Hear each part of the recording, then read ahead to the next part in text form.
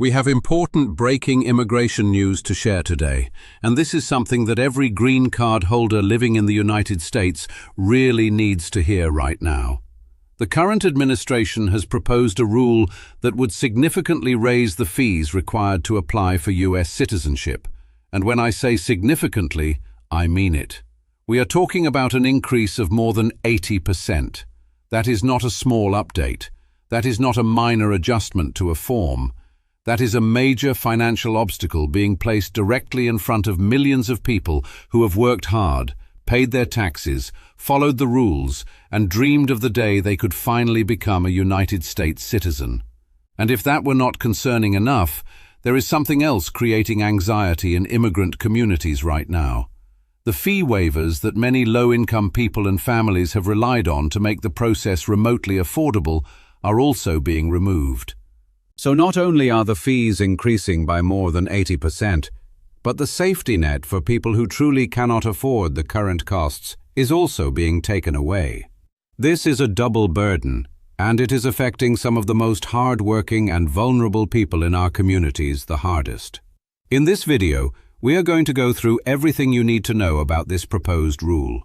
We will discuss who is directly affected, when this rule could possibly take effect, what the new fees would look like, and most importantly, what you can and should be doing right now to protect yourself and your family before this rule becomes reality. Hello everyone, and welcome back to US Visa News Hub. I am Mr. Burhan, and I am here to share the latest immigration information in a clear and practical way so you can make the best decisions for yourself and your loved ones. Every week I bring you the most important updates, the news that matters most, and the guidance you need to understand your options. If you are not already subscribed, please do that now. Before we go any further, hit the subscribe button and turn on the notification bell so that whenever a new video is uploaded or I go live, you are among the first to know. So, let us get into it. Let us start with the numbers. Right now, if you want to file Form N-400, the application for naturalization, the filing fee is $760 if you submit a paper application, or $710 if you apply online. Under this newly proposed rule, the paper filing fee would rise to $1,330, and the online filing fee would rise to $1,280, an increase of $570 on one government form, roughly 75 to 80% overall. And remember, this is only the government filing fee. It does not include the cost of hiring an immigration attorney, which many people benefit from greatly. When you add legal fees on top of these new government costs, the total price of becoming a U.S. citizen could easily reach several $1,000s for many families. It becomes even more complicated than that. If someone is denied after going through the entire process, they can file Form N-336, a request for a hearing on the decision. Under the proposed rule, that fee would rise to roughly $1,475 for paper filings and $1,425 online, close to $1,500. Think about what that means for someone who already paid over $1,300 to apply, got denied, and then has to pay nearly $1,500 more just to challenge the denial. Now let us talk about fee waivers. For a long time, the U.S. immigration system recognized that not everyone has the same financial resources, and low-income applicants could request a waiver of filing fees. Under this new proposed rule, most of those fee waivers would be eliminated, along with the reduced $380 fee option for applicants at or below 400% of the federal poverty guidelines. The only group that would still be exempt under the proposal is active and former U.S. military service members.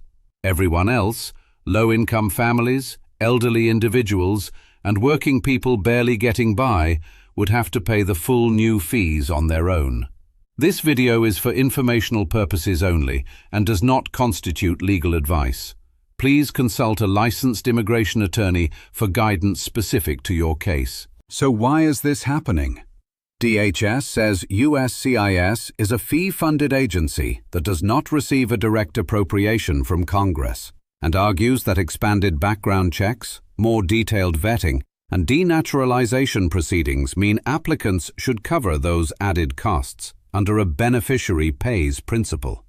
Critics are pushing back, calling it a wealth test for citizenship, arguing that pricing people out of naturalization does not make America stronger, it only makes the process more exclusive. Before we talk about what you should be doing right now, I want to explain something else already happening in the system. Over the past year or so, the standards for good moral character in citizenship applications have become much stricter. If you have a DUI, especially combined with another misdemeanor, that can now seriously complicate a citizenship case. USCIS is also looking closely at traffic violations and whether you are current on federal and state taxes. Owing back taxes without a formal payment plan can be enough to derail a case. So let us talk about who is eligible. If you obtained your green card through marriage to a US citizen and are still married to and living with that citizen, you can apply after 3 years. Everyone else generally needs 5 years as a green card holder. Physical presence requirements apply in both pathways. If you are eligible, the best thing to do is begin preparing your application immediately. Review your travel history for the past 3 or 5 years. Gather your tax returns and make sure everything is filed and current. Get into a payment plan if you owe anything. Be honest with yourself about any arrests, convictions, or violations, since USCIS is likely to find them anyway. Start studying for the civics test. 100 possible questions, up to 10 asked at interview, 6 correct needed to pass. And strongly consider consulting an immigration attorney to review your case before filing. Here is the most important point. File as soon as you possibly can. Once USCIS receives your N-400, your case is generally locked into the fee structure in place at filing.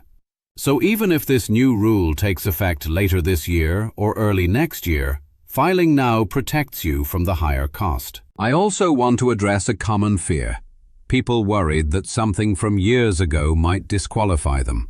If you already have your green card, much of your history was already reviewed during that process. That does not mean there is nothing left to discuss, but you should not assume you are disqualified without speaking to a professional. For those hesitating because of the current political climate, I understand the anxiety, but waiting has a cost. In this case, potentially an extra $570 or more in fees alone. The best way to protect yourself in an uncertain environment is to act while the more favorable option is still available. Let me know in the comments, do you think it is fair to raise citizenship fees by more than 80%? Should the government make naturalization more affordable, or should fees reflect the true cost of running the agency? Leave your thoughts below and subscribe so you never miss a weekly update. If you need personalized guidance on your specific case, use the contact information on your screen and book a consultation. Thank you so much for watching today. I will see you in the next one. This video is for informational and educational purposes only and does not constitute legal advice. Please consult a licensed immigration attorney for advice specific to your situation.